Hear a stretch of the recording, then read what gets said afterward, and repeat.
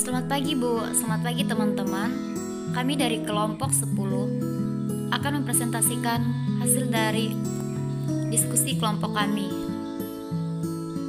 Pertama-tama kami akan memperkenalkan nama anggota kelompok kami. Yang pertama ada Apriani Della Sinta dengan NPM 1761231. Yang kedua Indah Ayu Lestari NPM 1761232. Yang ketiga Valena Lara 1761240. Yang keempat saya sendiri Widya Stuti 176124415. Dan yang kelima Yuliana Ningsih 176122421. Pertama kami akan menjelaskan proses dan tujuan pekerjaan lapangan. A. Proses pekerjaan lapangan merupakan suatu proses untuk mendapatkan keyakinan secara sistematis dengan mengumpulkan bahan bukti secara objektif mengenai operasi entitas, mengevaluasinya, dan yang pertama melihat apakah operasi tersebut memenuhi standar yang dapat diterima dan mencapai tujuan-tujuan yang telah ditetapkan. Yang kedua, menyediakan informasi untuk pengambilan keputusan. B. Manfaat pekerjaan lapangan membantu pemberian keyakinan dengan melaksanakan prosedur-prosedur audit yang ada di program audit sesuai dengan tujuan audit yang ingin dicapai. Selanjutnya, pembuatan strategi untuk melakukan pekerjaan lapangan. Penyusunan strategi terdiri dari persiapan. Yang pertama, kebutuhan pegawai. Sebelum melakukan pekerjaan lapangan, sebaiknya direncanakan pula beberapa banyak staf yang akan dibutuhkan untuk mengerjakan pekerjaan lapangan. Perlu diperhatikan juga jumlah serta kualifikasi berupa keahlian, pengalaman, dan disiplin ilmu yang dimiliki untuk melakukan audit. Yang kedua, kebutuhan sumber daya dari luar. Jika staf audit yang ada tidak memiliki keahlian khusus, maka harus melibatkan pihak luar dengan keahlian khusus yang dibutuhkan. Misalnya, staf ahli di bidang psikologi, kesehatan, sosial, dan lain-lain. Namun, dalam melibatkan pihak luar ini harus tetap diperhitungkan estimasi seberapa besar anggaran yang dibutuhkan, serta seberapa pentingnya pihak luar ini terlibat dalam proses audit. Yang ketiga, pengorganisasian. Selain staf audit yang berkompeten, dibutuhkan pula pengorganisasian yang baik di dalamnya. Misalnya, dengan membagi tugas sesuai dengan bidang ilmu dan kompetensi staf audit. Dengan adanya pembagian tugas seperti ini, maka diharapkan audit yang dilakukan akan tepat sasaran. Yang keempat, wewenang dan tanggung jawab.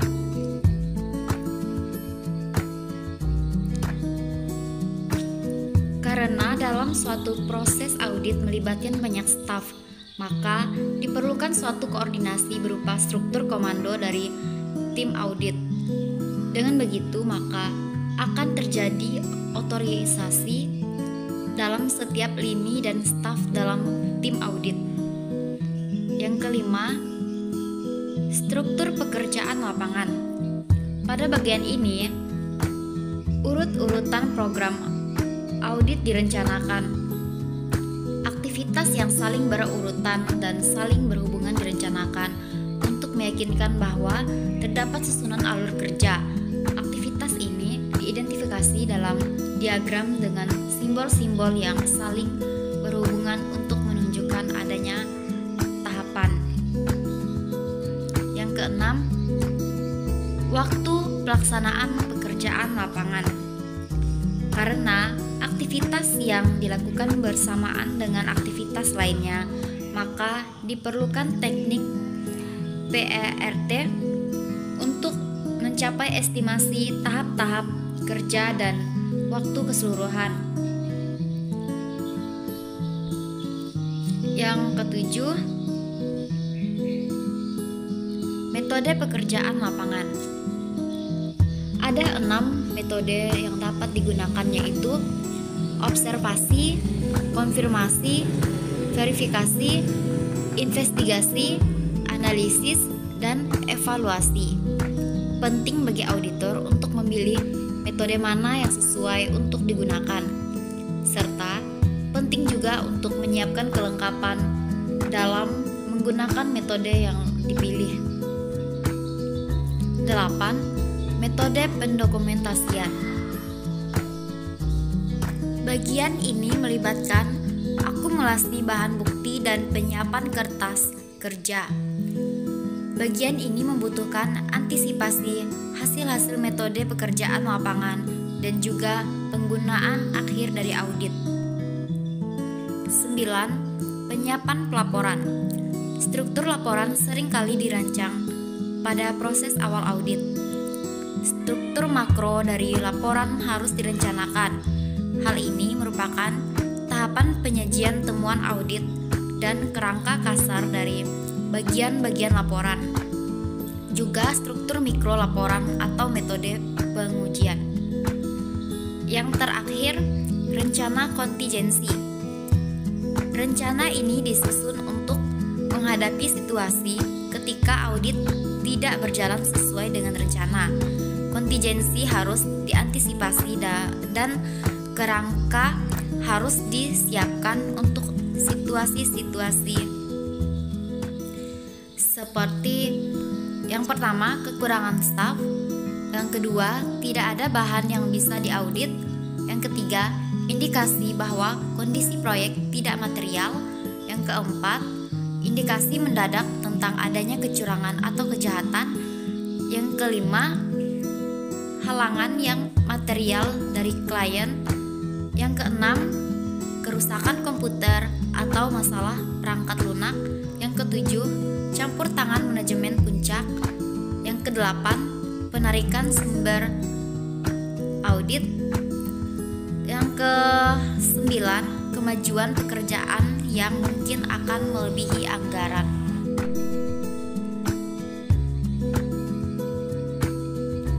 Berikut tim audit dengan pengarahan dan mandiri. Tim tersebut merupakan sebuah unit operasional yang seringkali terdiri dari ahli-ahli dalam berbagai bidang audit dan memiliki kepemimpinan dalam rotasi atau dasar-dasar lainnya. Tim tersebut membuat keputusan sendiri, seringkali dengan bantuan ahli yang bersama pimpinan tim memberikan keahlian dan bantuan dalam proses pengambilan keputusan. Tim tersebut juga menerima tanggung jawab atas pekerjaan dan berbagi tanggung jawab bila terjadi kegagalan. Selanjutnya akan dijelaskan oleh teman kami, yaitu Indah Ayu Lestari. Selanjutnya saya akan menjelaskan tentang audit berhenti kemudian lanjut. Teknik audit berhenti kemudian lanjut membantu menghilangkan audit dengan pengembalian yang rendah yang melewati proses penyaringan awal. Konsep dasar di balik pendekatan berhenti kemudian lanjut adalah untuk memberdayakan auditor lapangan untuk menghentikan audit jika tidak ada indikasi adanya risiko-risiko yang substansial atau tidak ada temuan-temuan penyimpangan potensial. Saat audit tersebut dihentikan, auditor pindah ke audit selanjutnya yang termasuk rencana audit tahunan departemen. Selanjutnya yaitu control self-assessment. Control self-assessment merupakan salah satu jenis audit partisipatif. Audit partisipatif adalah sebuah proses yang menerapkan berbagai tingkat kemitraan dengan auditor dan klien. Jika diterapkan dengan alasan wajar dan tulus, maka audit partisipatif terbukti efektif dan memberi efisiensi dan efektivitas yang lebih besar dalam mencapai tujuan audit. Selanjutnya yaitu bagian-bagian pekerjaan lapangan.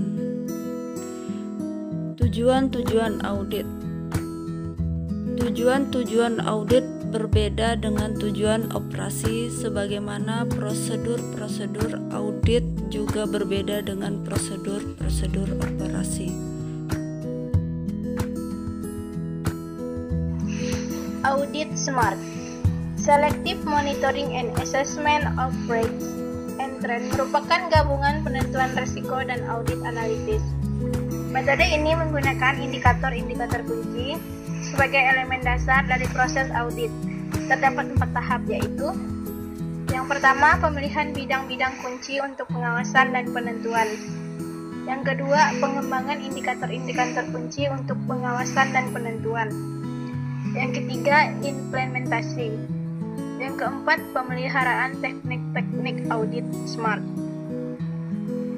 Pengukuran kinerja. Pengukuran kinerja dilakukan dengan membandingkan hasil dengan standar. Akhirnya dilakukan dengan evaluasi hasil-hasil pengukuran dan penentuan. Apakah temuan-temuan mereka mencerminkan kondisi yang baik atau buruk? Pengembangan standar. Standar pekerjaan lapangan terdiri dari 3, yaitu yang pertama, auditor harus merencanakan pekerjaan secara memadai dan mengawasi semua asisten sebagaimana mestinya. Yang kedua, auditor harus memperoleh pemahaman yang cukup mengenai entitas serta lingkungan, termasuk pengendalian internal, untuk menilai risiko salah saji yang material dalam laporan keuangan karena kesalahan atau kecurangan, dan untuk merancang sifat waktu serta luas prosedur audit selanjutnya. Yang ketiga, auditor harus memperoleh cukup bukti audit yang tepat dengan melakukan prosedur audit agar memiliki dasar yang layak untuk memberikan pendapat menyangkut laporan keuangan yang diaudit. Penggunaan tolak ukur. Tolak ukur adalah pemilihan praktik-praktik terbaik yang dilakukan oleh organisasi-organisasi lainnya. Studi praktik-praktik global terbaik yang dilakukan oleh Adnur Anderson dikelompokkan dalam 4 tahap. Tahap yang pertama, analisis proses-proses audit. Tahap yang kedua, merencanakan studi. Tahap yang ketiga, laksanakan studi. Tahap yang keempat, dapatkan pemahaman.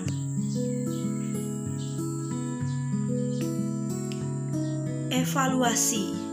Evaluasi dimaksudkan untuk mencapai pertimbangan yang benar secara matematis dan untuk menyatakan pertimbangan tersebut dalam hal apa yang diketahui.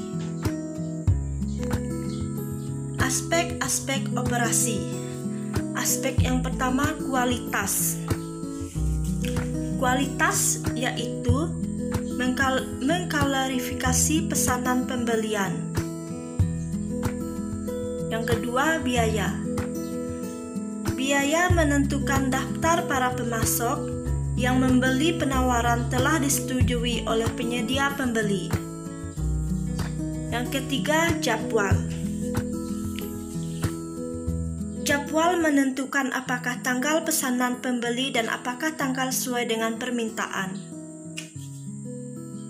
Baiklah, di sini saya akan membahas tentang tujuan pengujian.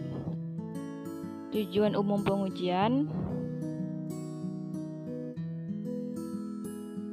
Bagi auditor internal, pengujian berarti pengukuran hal-hal yang representatif dan perbandingan hasilnya dengan standar atau kriteria yang ditetapkan. Tujuannya adalah untuk memberi auditor dasar bagi pembentukan opini audit. Pengujian audit biasanya mencakup evaluasi transaksi, catatan, aktivitas, fungsi, dan asersi dengan memeriksa semua atau sebagiannya. Teknik audit berbantuan komputer dalam kondisi-kondisi tertentu dapat menguji keseluruhan populasi.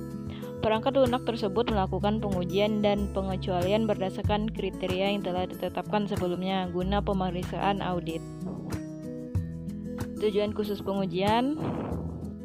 Tujuan khusus proses pengujian adalah untuk menentukan validitas, yaitu kelayakan, keaslian, kewajaran, akurasi, yaitu kuantitas, kualitas, klasifikasi, ketaatan dengan prosedur, regulasi hukum yang berlaku, dan lain-lain. Kompetensi kontrol, yaitu tingkat kenetralan risiko.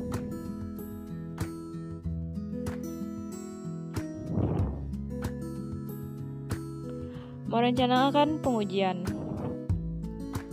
Rencana tersebut harus diformalkan dengan dokumentasi dan harus mencakup pendefinisian tujuan pengujian, pengidentifikasian jenis pengujian untuk mencapai suatu tujuan, pengidentifikasian kebutuhan pegawai yang mencakup keahlian dan disiplin ilmu yang dimiliki, kualifikasi pengalaman dan jumlah. Penentuan urutan proses pengujian, pendefinisian standar atau kriteria, pendefinisian populasi pengujian, keputusan metodologi pengambilan sampel yang akan dilakukan, dan yang terakhir, pemeriksaan transaksi atau proses terpilih.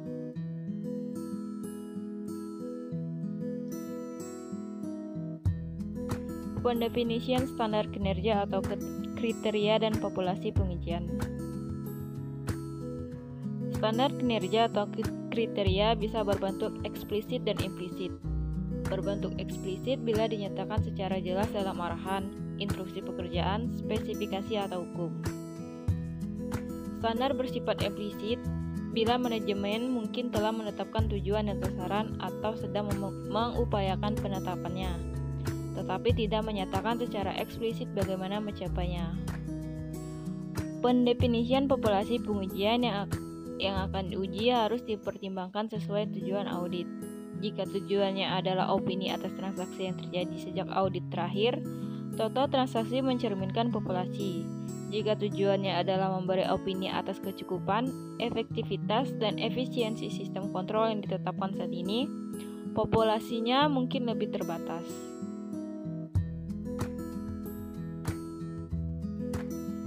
Metodologi pengambilan sampel yang dilakukan.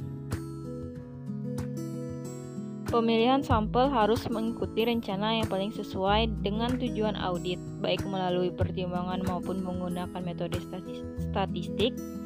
Pemilihan yang paling andal dilakukan berdasarkan daftar yang terpisah dari catatan transaksi itu sendiri. Berikutnya, teknik-teknik pemeriksaan transaksi-transaksi atau proses-proses terpilih. Yang pertama, mengamati. Mengamati berarti melihat, memperhatikan, tidak melewatkan hal-hal yang dianggap penting. Hal ini mengimplikasikan diterapkannya pandangan yang berhati-hati dan berpengetahuan pada orang, fasilitas, proses, dan barang-barang. Hal ini juga berarti pemeriksaan visual yang memiliki tujuan, memiliki nuansa perbandingan dengan standar dan suatu pandangan yang evaluatif.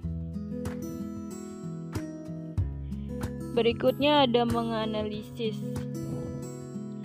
Menganalisis berarti memeriksa secara rinci. Artinya kita membaca entitas yang kompleks ke dalam bagian-bagian kecil untuk menentukan karakteristiknya yang sebenarnya. Istilah ini juga berarti melihat lebih dalam beberapa fungsi, aktivitas, atau sekelompok transaksi dan menentukan hubungannya masing-masing. Berikutnya ada menginvestigasi. Menginvestigasi merupakan istilah yang secara umum diterapkan pada pelaksanaan tanggung jawab untuk menemukan fakta-fakta yang tersembunyi dan mencari kebenaran. Hal ini mengimplikasikan penelusuran informasi yang sistematis yang diharapkan auditor bisa ditemukan atau perlu diketahui. Cara ini mencakup, tapi tidak terbatas pada penyidikan investigasi yang menyelidiki lebih dalam dan ekstensif dengan maksud mendeteksi kesalahan. Berikutnya ada mengajukan pertanyaan. Mengajukan pertanyaan mungkin merupakan teknik yang paling verbatim bagi auditor yang menelaah operasi. Pertanyaan diajukan selama audit dan bisa secara lisan ataupun tertulis. Berikutnya ada memverifikasi. Memverifikasi berarti mengkonfirmasi kebenaran, akurasi, keaslian, atau validitas sesuatu. Cara ini paling sering digunakan untuk mendapatkan kebenaran fakta atau rincian dalam suatu akun atau laporan. Hal ini mengimplikasikan upaya yang disengaja untuk menentukan akurasi atau validitas beberapa laporan atau tulisan dengan mengujinya, seperti membandingkannya dengan fakta yang diketahui, dengan data asli atau dengan suatu standar. Dan yang terakhir, ada mengevaluasi. Mengevaluasi berhubungan dengan melibatkan estimasi nilai. Dalam audit, hal ini berarti menuju suatu pertimbangan, artinya menimbang apa yang telah dianalisis dan menentukan kecukupan, efisiensi, dan efektivitasnya. Hal ini merupakan langkah yang berada di antara analisis dan verifikasi di satu sisi dan opini audit di sisi yang lain. Hal ini mencerminkan kesimpulan yang dihasilkan auditor berdasarkan fakta-fakta yang telah dikumpulkan. Demikian penjelasan materi dari kelompok kami ucapkan terima kasih.